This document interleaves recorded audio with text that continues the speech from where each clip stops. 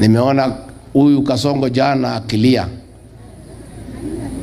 akisema ya kwamba ati kuna wanaume 5 wanakutana ati kugawa serikali.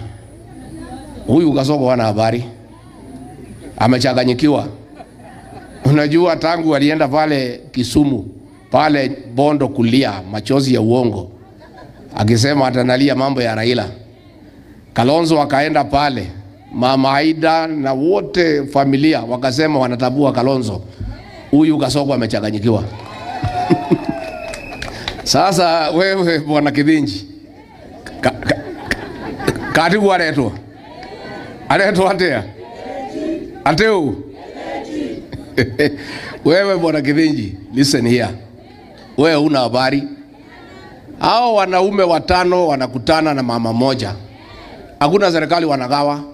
Wanapanga vile utaenda nyumbani. Hiyo ndio kazi iko mbele. Na hakuna mtu nagawa serikali.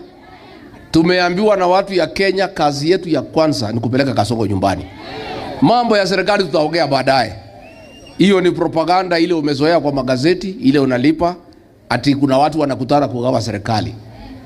Wakenya wametuambia tushikane, kwa sababu umeharibu Kenya kila kitu. Watoto umeua.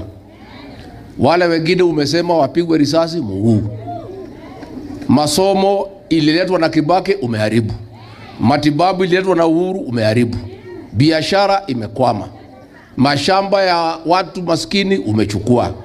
Wakenya wanatuambia tukusafirishe uende nyumbani. Kwa hivyo ukiona hiyo wanaume 5 na mama moja wakikutana, wanatafuta mtu moja ya kupeleka wewe nyumbani. Mambo ya serikali tutaongea baadaye. Katibu watu. Huyu JM bwana ya huyu mama aliuawa, alikuwa pale Hilton pale juu.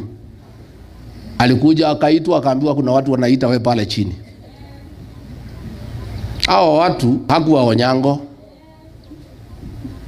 hakuwa Musyoka, hakuwa Onyonka,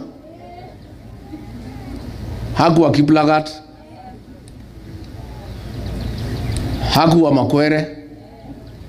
Alikuwa ni Kamau na Njogona na Kimani na Mwangi.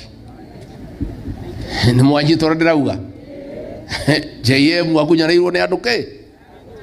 Akunyanirwo ni andu ariku? Akunyanirwo ni andu ariku? Akunyaniria na makunyanire JM. No makunyanire Dedan Kimathi a nyumba ino itu.